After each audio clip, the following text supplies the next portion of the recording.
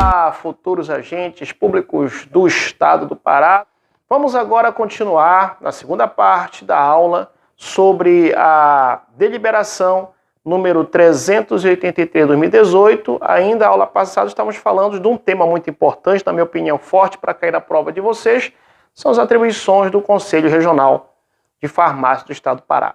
Vamos aqui para o inciso 5, continuando ainda a aula passada, né?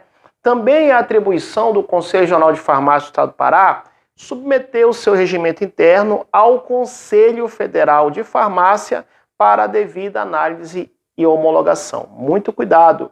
O examinador, na questão da banca, pode trazer dizendo que é competência, atribuição do Conselho Regional de Farmácia, elaborar o seu próprio regimento interno sem o consentimento, no caso, sem submeter ao Conselho Federal de Farmácia, errado. Por quê? Porque o Conselho Regional de Farmácia, ele é obrigatório a submeter o seu regimento interno ao Conselho Federal de Farmácia, ao CFF. Para quê? Para a devida análise e homologação, confirmação deste regimento interno. Ainda como atribuição do Conselho Regional de Farmácia do Estado do Pará, tem o inciso 6, sugerir. Cuidado, hein? Cuidado, muito cuidado, que a palavra aqui é sugerir. Você começa a observar que as atribuições do Conselho Regional de Farmácia do Estado do Pará está tratando o quê? Está tratando de verbos, tá? Sugerir ao Conselho Federal de Farmácia as medidas necessárias à regularidade dos serviços, à fiscalização das atividades farmacêuticas e do exercício profissional. Então, veja bem, não é requisitar seria a ordem, no caso aí é sugerir ao CFF, ao Conselho Federal de Farmácia. O inciso 7 diz, dirimir dúvidas relativas à competência e âmbito das atividades profissionais farmacêuticas, tá? Então, quando existirem eventuais dúvidas aí em relação à competência ou não da atividade farmacêutica, o Conselho Regional de Farmácia possui essa atribuição também de dirimir essas dúvidas. Ainda tem o inciso 8, analisar e julgar. Olha só, hein? Marque essa parte. Em primeira instância, analisar e julgar em primeira instância os processos de interesse da profissão farmacêutica afetos à sua jurisdição administrativa, tá? Ainda é atribuição do Conselho Regional de Farmácia, inciso 9, tornar público anualmente. Cuidado, a banca vai querer colocar semestralmente, trimestralmente, não.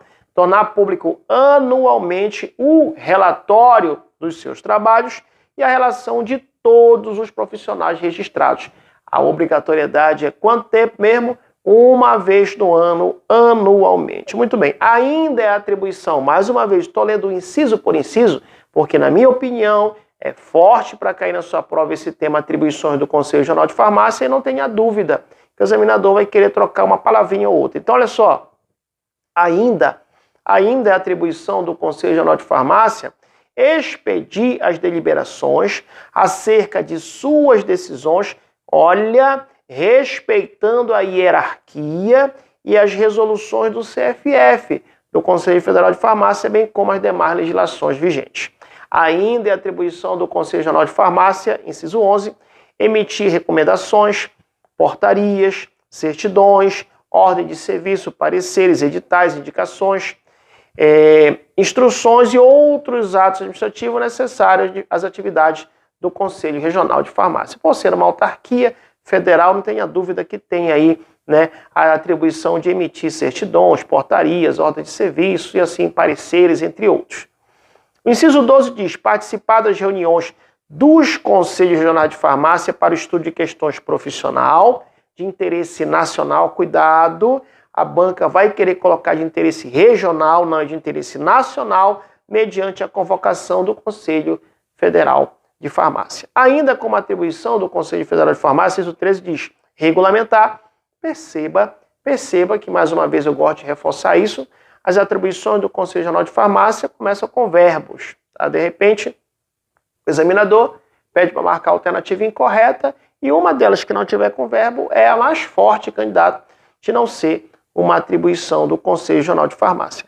Aí diz aqui, no caso, inciso 13, né, regulamentar o funcionamento de suas reuniões ordinárias ou extraordinárias. Lembra que o Conselho Regional de Farmácia tem as reuniões ordinárias, pode ter também, geralmente existe, as extraordinárias, observada a regra desta deliberação.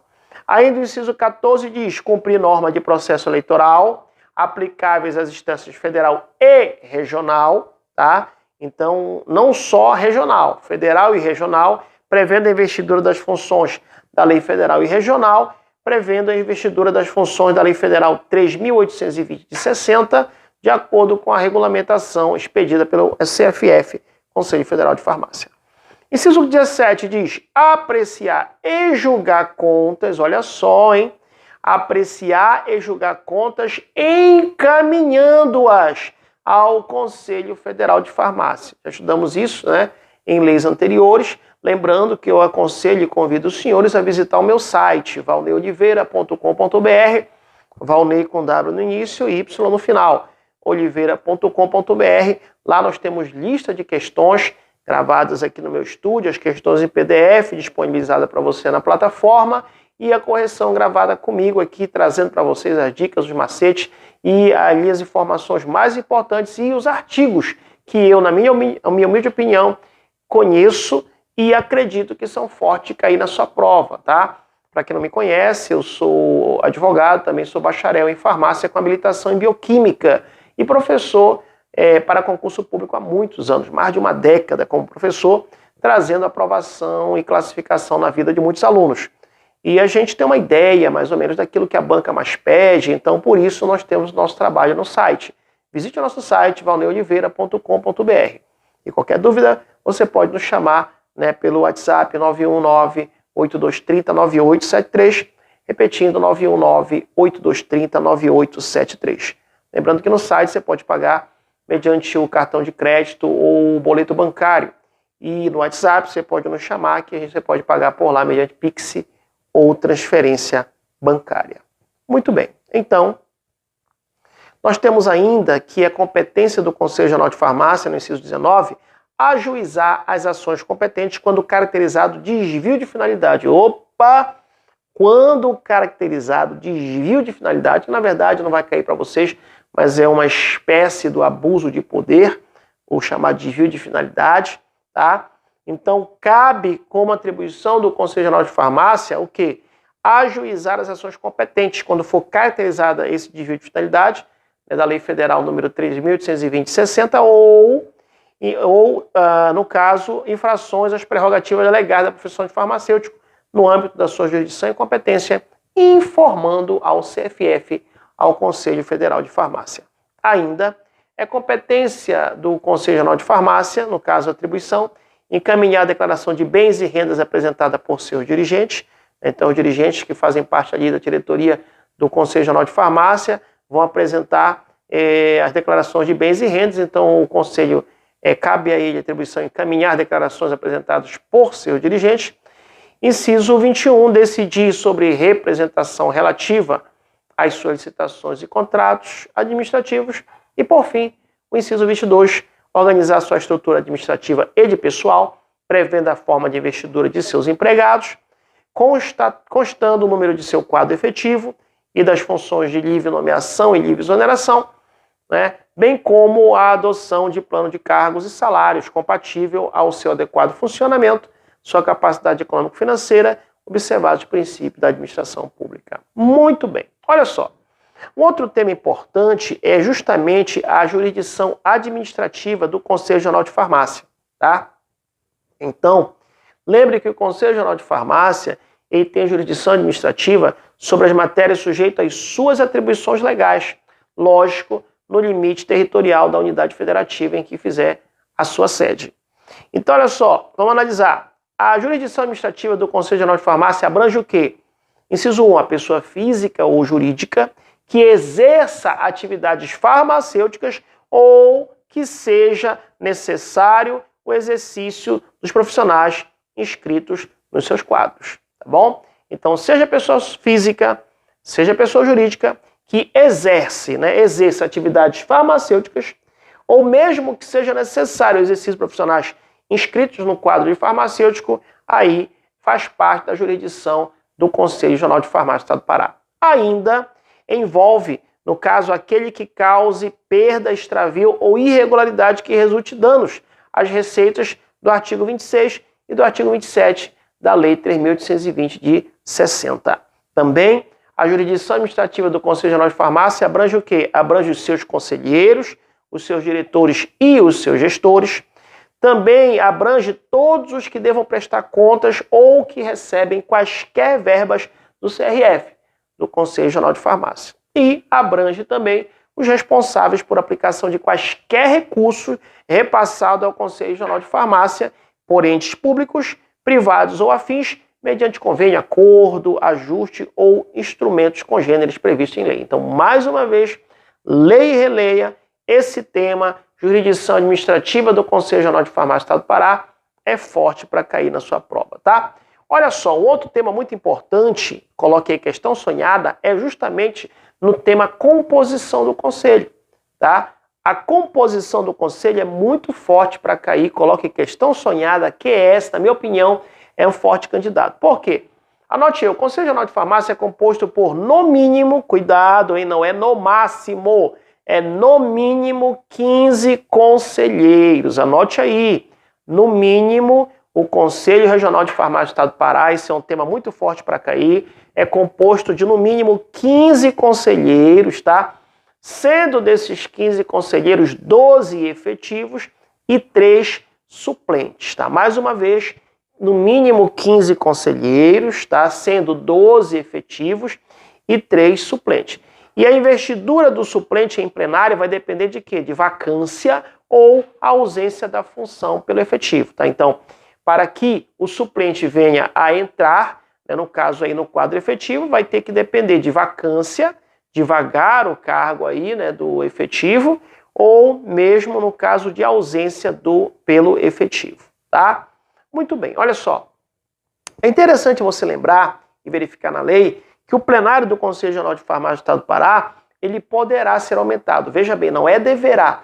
Ele poderá ser aumentado acima do mínimo, tá? Desde que seja solicitado, desde que solicite autorização do plenário do Conselho Federal de Farmácia, bem como demonstrando capacidade de sustentabilidade financeira.